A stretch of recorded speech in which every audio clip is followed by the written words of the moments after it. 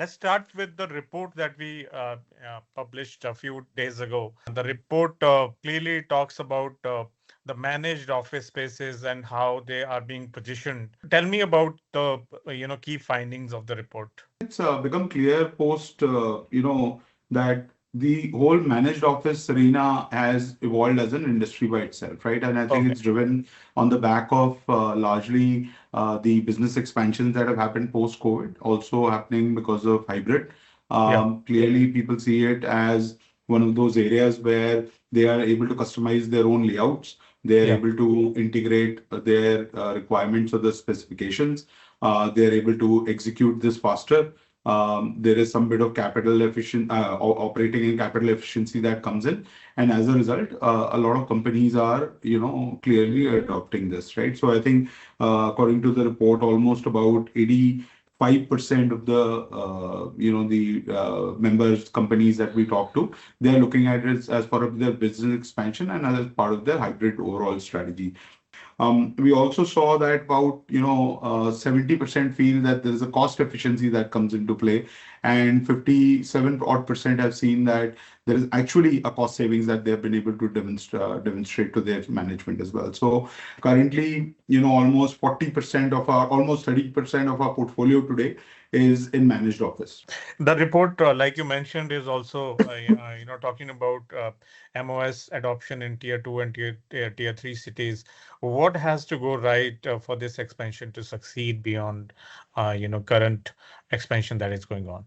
See, I think, as I said, managed office is here to stay, right? People got the flavor. It's like, our mindset shift with Zomato, right? Yeah. Earlier, eating out was seldom. Today, almost every household eats a couple of times a week from the outside, right? So I think, clearly managed office provides a lot of convenience.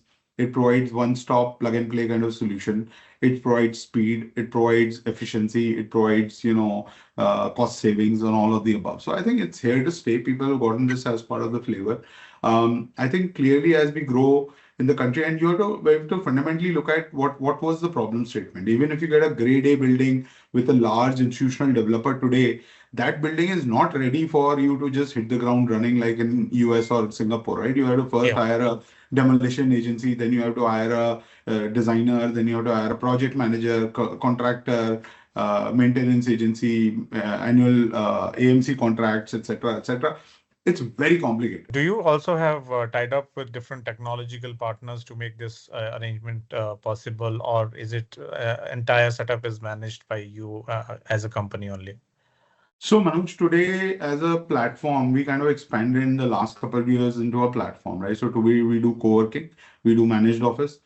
We have our own interior fit out services business called Office Transform, which does design and build for our own and third-party companies. We also have our IT infrastructure team that provides low voltage works, including access control, CCTV, all of that system. And obviously, we design systems integrating into the client's IT system. We also have transportation solutions through Ecos Mobility. We also provide furniture. So today, everything that a workplace user requires from an infrastructure standpoint is all available under one umbrella. So from a technology standpoint, the technology has various components. The technology that the customer sees to, let's say, book their meeting room or do visitor management or access. Technology that we use to create more efficiency around energy efficiency, energy management, and so on. And then technology that we use for creating customer convenience, food and beverage ordering, access to office, integration with their own systems, etc. So all of these layers are all in-house developed, and we manage it all in-house. And then in design build services, we use technology to essentially fast track the design layout process, then 2D to 3D, and then approval of BOQs from clients. If you have to pinpoint one specific category, where do you see managed office spaces thriving the most? Is it GCC or something else? I think GCCs would be the highest because Okay. first time GCCs, almost 80% of them are using managed office, so which is highest of any other Yeah. category that we see. We also see this in BFSI. I think companies are clearly in that space. And the third area where we are seeing this is ITS companies, when they're moving into newer markets, tier two or tier three markets, they love doing managed office because they don't have the infrastructure to set up their own conventional office. Okay. And if we have to talk about its overall contribution to the revenue of the company, how much are there higher profit margins associated with MOS, or is it almost the same? Yeah. So, obviously we service 3,500 companies in our portfolio. Every company comes with a different profile. Companies take up space as low as $7,000 a seat per month, right, to as high as 25,000, right? So I think that's kind of the broad range. Now with GCCs, what ends up happening is one, their volume is higher because typically they might type start off with 50, 100 seats, but soon expand to 500,000, 1,200, 1,500 odd seats in a very quick fashion, right? Because once they have decided, they have tested the process, it works for them, they completely expand at a very, very rapid speed. So obviously that gives us revenue volume. Second, typically they are trying to mimic the same global standards that they would have in a North America or a Europe or somewhere, right? So as a result, the spend that they want to do is higher, right, per square feet. Okay. And that spend that converts into essentially the per seat price or the per seat per square footage per month, right? And so because that spend is higher, this translates into a higher number. Specs are higher, etc. So typically the margins would be higher. Now let's move on to the understanding of how office market has performed in the year 2025 as the year comes to close. What is your assessment? We all know that it has, has some really good numbers to show, but how has this translated into demand for flexible spaces specifically?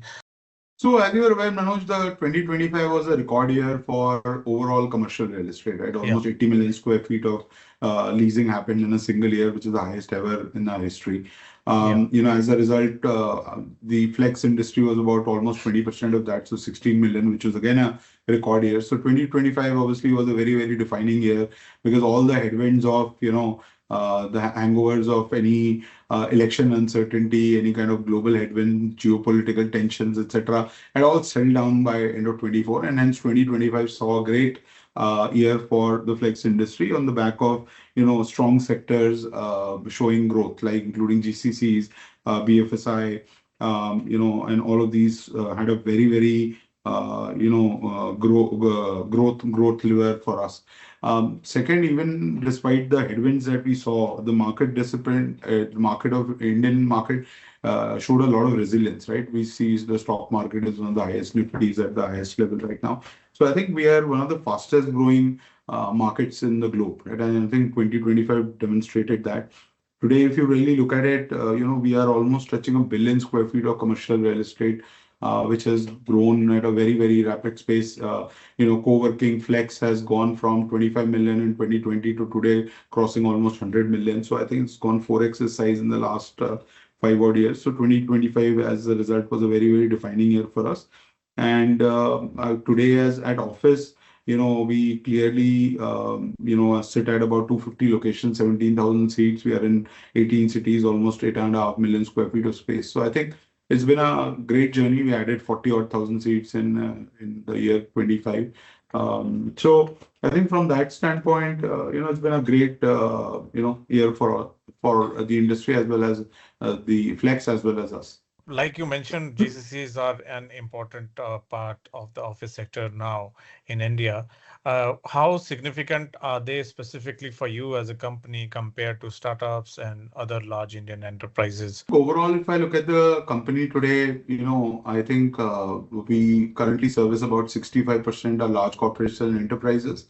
About 23 odd percent is what I would say mid-sized companies to SMEs, and about 10% would be startups and freelancers, right? So I think that's kind of the mix of the kind of companies we service. Out of that, 65%, out of the overall portfolio, about almost 40% comes from IT, ITS, which includes GCC. I would say almost 60-70% of our revenue comes from those kinds of companies, which are basically large enterprises, right? Now, having said that, last 9 months, 50 GCCs came to India. 12 of them we serviced, right? So Okay. almost 25% of the demand of the total first-time GCCs we serviced for those companies. These include eBay, Insurity, Meltwater, ABC, TRG, etc. So these are all the various companies and many, many others. The pipeline for the future also looks very strong. FY26 was a great year. FY27 is going to be even better. Which other cities have driven the most growth for you as a company beyond Bangalore, So it's and very why? interesting. Till now, Bangalore was number one when it came into growth. The You're talking about GCC or you're talking generally growth? Overall flexible spaces growth. Yeah. So overall, I think the first top five cities have done extremely well for us, which is Bangalore, Delhi NCR, Mumbai, Hyderabad, and Pune. Right. Next, obviously, is Chennai. Then after that, Kolkata. Tier two cities obviously currently are about 10% of our portfolio, which includes Ahmedabad, Kochi, Jaipur, Bhubaneswar, Nagpur, etc. And so I think a large portion of the growth comes from the tier one towns. Of that, the five cities are contributing significantly. Is your strategy the same for all the markets, or do you adopt different? Are you positioning yourself differently in mature markets versus emerging markets? We typically set up our centers, which are about 30 or 1,000 square feet average. In the tier two cities, they are a bit smaller. In tier one, there might be 500-600 seats. In tier two, there are 300-400 seats.